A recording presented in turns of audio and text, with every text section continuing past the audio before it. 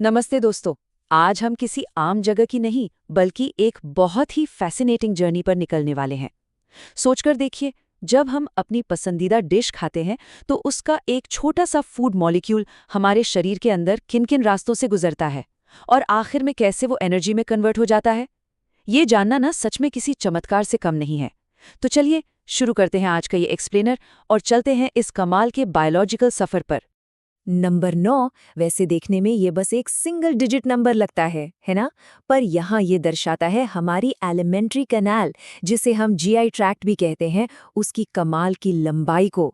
एक आम इंसान के अंदर ये ट्रैक्ट लगभग 6 से 9 मीटर लंबा होता है।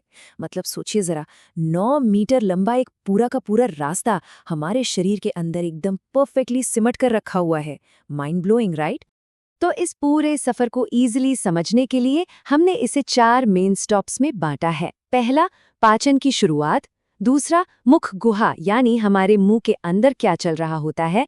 तीसरा, ग्रासनाली और आमाशय। और चौथा आखिरी स्टॉप, आंतों का अवशोषण। तो सीधे चलते हैं हमारे पहले स्टॉप पर, पाचन की शुरुआत, जिसके 5 मुख्य चरण होते हैं। इस पूरे प्रोसेस को ना आप एक बड़ी फैक्ट्री की बायोलॉजिकल असेंबली लाइन की तरह समझिए। इसमें 5 स्टेप्स हैं। पहला है इंजेशन यानी खाने को मुंह में लेना। फिर आता है प्रोपल्शन, उसे निगल कर आगे धकेलना। तीसरा है डाइजेशन, जहां खाना छोटे हिस्सों में टूटता है। फिर आता है अपना सबसे क्रूशियल स्टेप, एब्जॉर्प्शन। यहीं पर पचे हुए तत्व हमारे ब्लड में घुलते हैं। और आखिर में एलिमिनेशन, जहां बचा कुचा वेस्ट शरीर से स्मूथली बाहर निकल जाता है। अब देखिए, डाइजेशन भी ना 2 अलग अलग तरीके का होता है। एक तरफ है मैकेनिकल ब्रेकडाउन। ये एक फिजिकल प्रोसेस है जहां हमारे दांत खाने को चबाते और तोड़ते हैं, बिल्कुल किसी मशीन की तरह। और दूसरी तरफ है केमिकल ब्रेकडाउन। ये एक इनविजिबल प्रोसेस है। इसमें हमारे स्पेशल एंजाइम्स उन बड़े मॉलिक्यूल्स को तोड़कर छोटे छोटे अणुओं में बदल देते हैं ताकि उन्हें आसानी से एब्जॉर्ब किया जा सके। अब आते हैं दूसरे स्टॉप पर, इनसाइड द माउथ कैविटी, यानी हमारी ओरल कैविटी के अंदर का नजारा। हमारे जबड़े में ना, यानी हमारी जॉ बोन्स में 32 बेहद शानदार और शार्प औजार फिट होते हैं। 8 इंसाइजर्स, 4 कैनाइन्स, 8 प्रीमोलर्स और 12 मोलर्स। ये सारे औजार मिलकर उस मैकेनिकल ब्रेकडाउन के काम को अंजाम देते हैं। और मजे की बात यह है कि हर एक दांत का आकार उसके स्पेसिफिक काम, जैसे कटने या चबाने के लिए, बिल्कुल परफेक्टली डिजाइन किया गया है। दांतों के बाद बात आती है इस कमाल की वॉलंटरी मसल की, यानी हमारी जीभ। ये खाने को मिक्स तो करती ही है, पर असली जादू इसके टेस्ट रिसेप्टर्स में है। मीठा, नमकीन, खट्टा या कड़वा। वैसे सच बताइए, जैसे ही किसी तीखी और खट्टी पानीपुरी का ख्याल दिमाग में आता है तो क्या होता है? यही रिसेप्टर्स तुरंत एक्टिवेट हो जाते हैं ना, और मुंह में पानी आ जाता है। 1500। अब आप सोच रहे होंगे ये बड़ा सा आंकड़ा क्या दर्शाता है? तो दोस्तों, ये है हमारे मुंह में रोजाना बनने वाली लार, यानी सलाइवा की मात्रा। हर दिन लगभग 1000 से 1500 ml सलाइवा बनता है हमारे मुंह में। ये सलाइवा सिर्फ पानी नहीं है, ये खाने को नरम करने और हार्मफुल बैक्टीरिया से लड़ने में हमारी सबसे पहली ढाल होता है। पर क्या आपने कभी सोचा है कि ये इतना सारा सलाइवा आता कहाँ से है? इसके पीछे 3 मुख्य ग्लैंड्स का हाथ होता है। सबसे बड़ी है पैरोटिड ग्लैंड, और उसके साथ होती हैं सबमैंडिबुलर और सबलिंगुअल ग्लैंड्स। और हाँ, ये ग्लैंड सिर्फ द्रव्य ही नहीं निकालती, इनमें एमाइलेज नाम का एक बहुत ही स्पेशल एंजाइम होता है जो मुंह से ही डाइजेशन का केमिकल काम शुरू कर देता है। चलिए सफर को थोड़ा और आगे बढ़ाते हैं और आते हैं तीसरे पड़ाव पर, ग्रसनाली और आमाशय। अब खाना फूड पाइप में जाने से पहले एक बहुत ही जरूरी सेफ्टी मैकेनिज्म काम करता है, उवुला। हाँ, वही छोटी सी लटकती हुई मसल जो हमें आईना देखते वक्त गले के पीछे नजर आती है।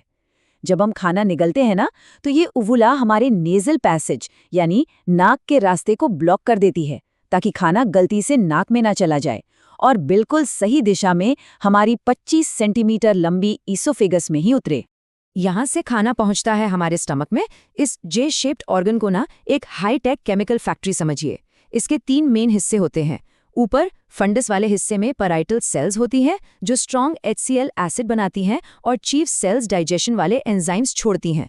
बीच का जो बड़ा हिस्सा है उसे बॉडी कहते हैं और सबसे नीचे पाइलोरस में G सेल्स होती हैं जो गैस्ट्रिन नाम का हार्मोन बनाती हैं। ये हार्मोन पैनक्रियाज को अपना जूस बनाने का सिग्नल देता है। ये सारी सेल्स आपस में इतनी परफेक्टली सिंक होती हैं जैसे कोई सिंक्रोनाइज्ड डांस चल रहा हो। पर एक प्रैक्टिकल सवाल आता है, खाना पेट में आखिर कितनी देर रुकता है?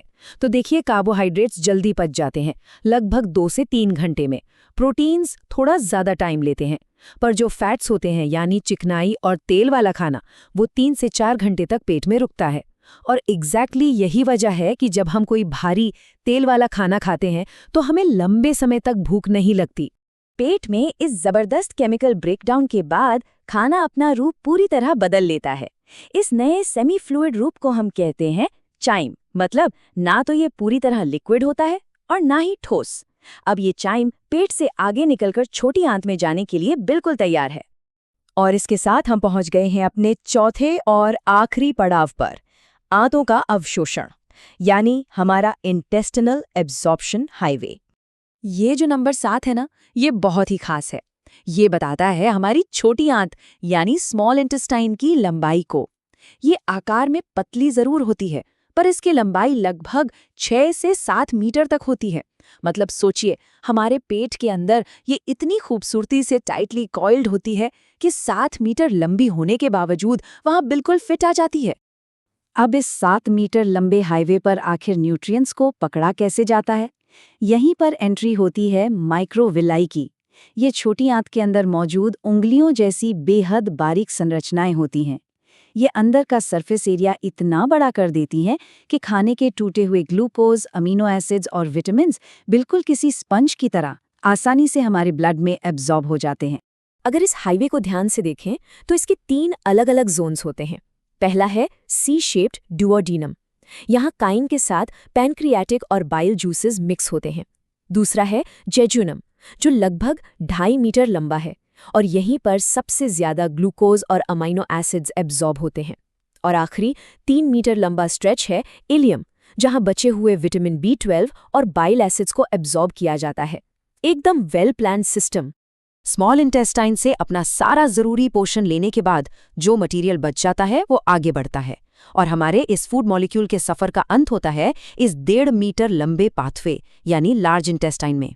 ये हमारी छोटी आंत को बाहर से घेरे रहती है और इसका मुख्य काम उस वेस्ट को प्रोसेस करना है जो पचा नहीं है, ताकि उसको शरीर से स्मूथली बाहर निकाला जा सके। तो क्या आपने सोचा है, एक 9 मीटर लंबी बायोलॉजिकल असेंबली लाइन बिना रुके, बिना किसी स्विच दबाए रोजाना इतनी फ्लॉलेस और सटीक तरीके से कैसे काम कर पाती है? हमारे शरीर का ये पूरा सिस्टम इंजीनियरिंग का एक बेजोड़, अनमैचेबल नमूना है। अगली बार जब आप अपना पसंदीदा खाना खाएं ना, तो एक सेकंड के लिए जरूर सोचिएगा कि आपके अंदर कैसा अद्भुत जादू चल रहा है। क्या हम इंसान कभी आर्टिफिशियल तरीके से इतना परफेक्ट सिस्टम बना पाएंगे? इस पर थोड़ा विचार जरूर कीजिए।